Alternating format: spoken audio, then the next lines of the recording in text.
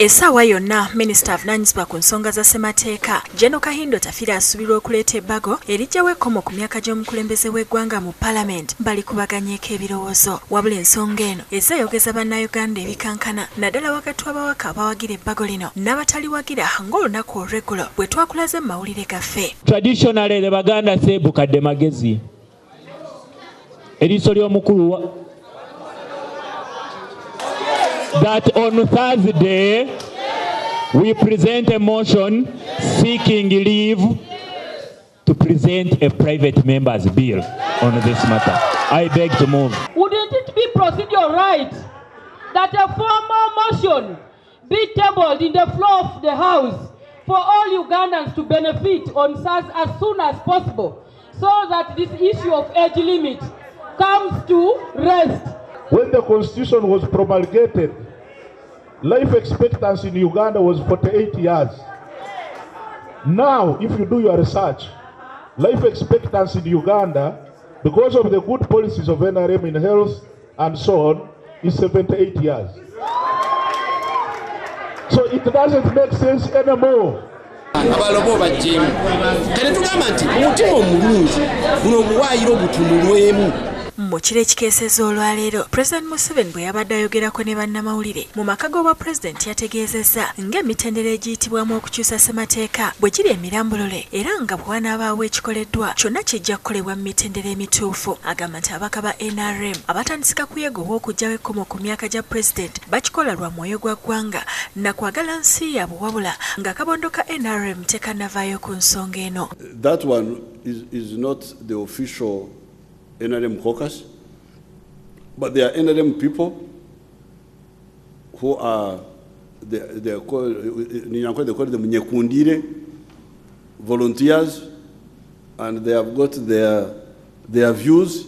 Bamubuuzizza ku kyokuba nti omukulembeze w'eggwanga bw'aweza emyaka 75 abatakyagasa ggwanga n'abawa amagezi okwebuuza ku basawo abakugu. You mind to like without fear of contradiction, like tell Ugandans whether you'll be on the ballot in 2021? Thank you very much. Well, first let's start with the biology. The one of 75, is he fit? I think you could ask the medical doctors. They could give us a written report. I should not interfere with their work. So you go and get a medical report about the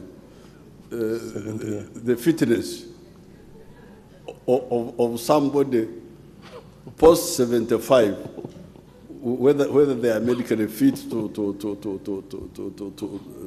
to lead.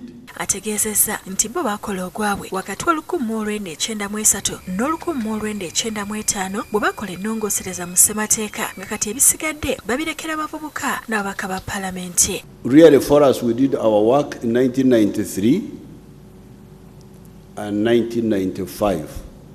The CA, when we organized the Ugandans, they elected a CA, which came and wrote a constitution, and everything is there. If you want to change the constitution, how do you do it? If you want to maintain it, how do you maintain it? Everything is in that place. So for us, our work was finished. The rest is now for you, the young people, and for the MPs and other leaders to discuss the interests of Uganda. Era yennyamidde olw'abakulembeze naddala ababaka ba Paalamenti abatamanyi ngeri ba investor gye bayambamu ggwanga naawe ekyokulabirako ekya Japan ekulaakulanya olw'amakolero amangi agazimbiddwayo. Ategeeza nti tewali nkulaakulana esobola kubaawo nga pulojekiti za gavumenti tezigenda mu maaso. N'okusaddala enguudo, amasannyalazi, eggaali y'omukka,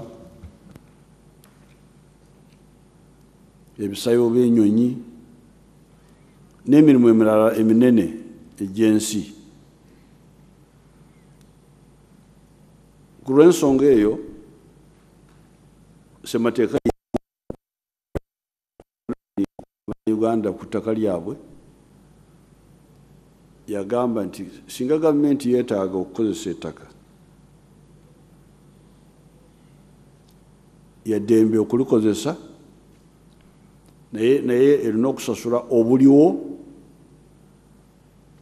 ate nesasula ekisaanidde. Museveni yalabudde n'abagagga abagobaganya abantu ku ttaka lya Mayiro n'ategeeza nga bwe balina okusooka okumwebuuzaako n'asaba ne bannaddiini okuteesa naye baleme okumulwanyisa. Era neewuunya okuwulira omunaddiini agamba nti omukifo kubanga eryewange erwakitula erita y'amata emabegako ebadde ku siringi 3. Wano mu Kampala lita y'amata ebadde ku 10. Sisobola okugamba nti ab'e Kampala banseeredde kubanga bo lita y'amata eri ku 10 eno yange lwakitula eri ku 3. Nedda.